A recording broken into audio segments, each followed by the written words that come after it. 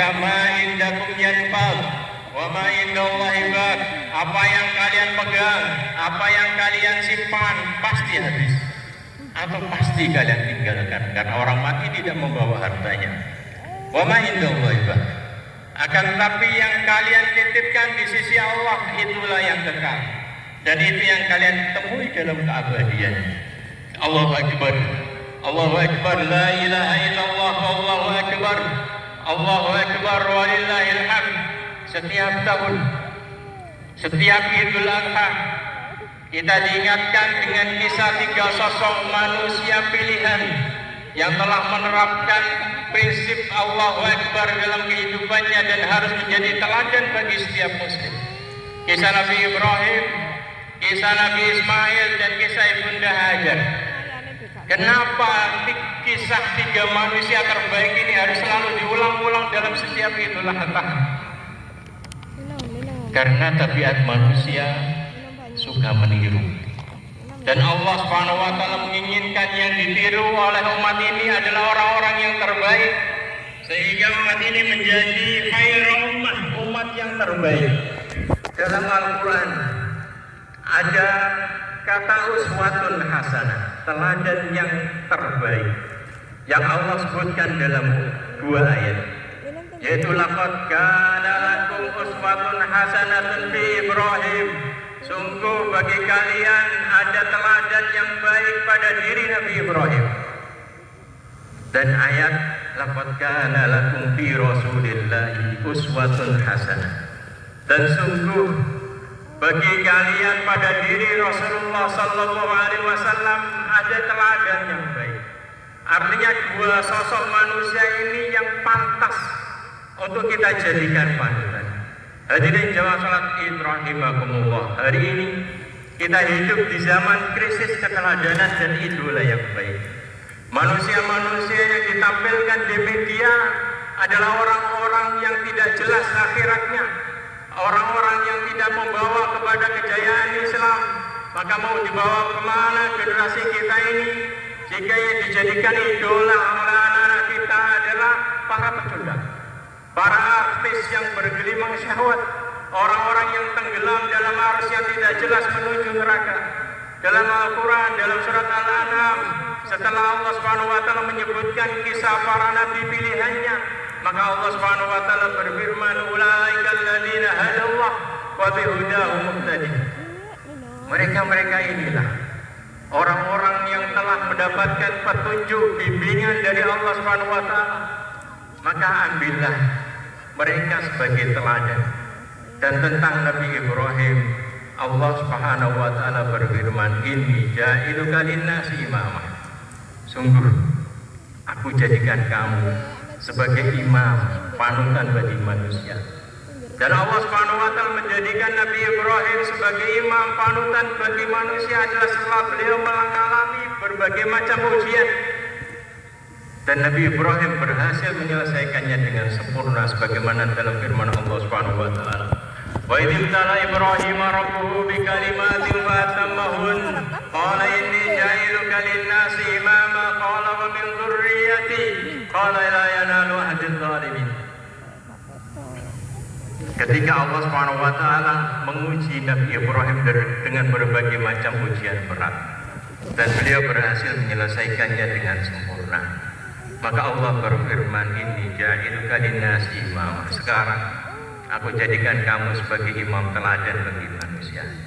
Maka Nabi Ibrahim berkata, wa min dzurriyyati, ya Allah jadikan keturunanku juga sebagai panutan bagi manusia.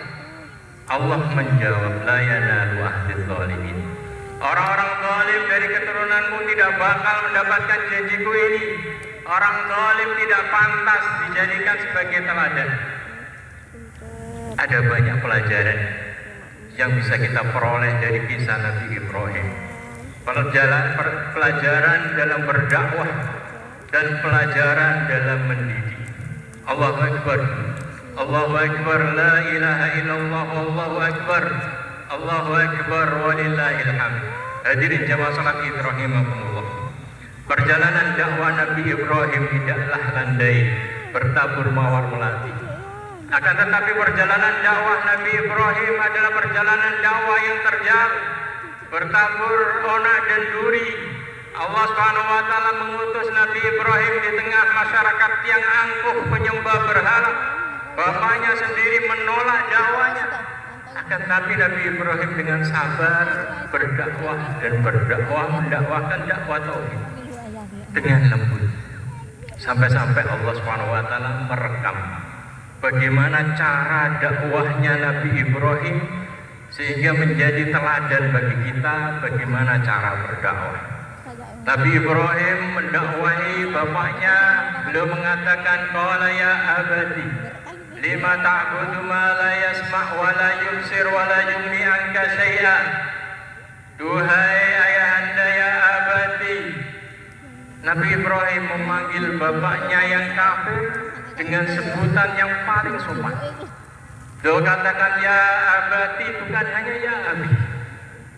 Beliau panggil dengan sebutan yang paling sopan, mengajarkan kepada kita bahwa seburuk apapun seorang bapak, dia masih berhak mendapatkan penghormatan dari anaknya.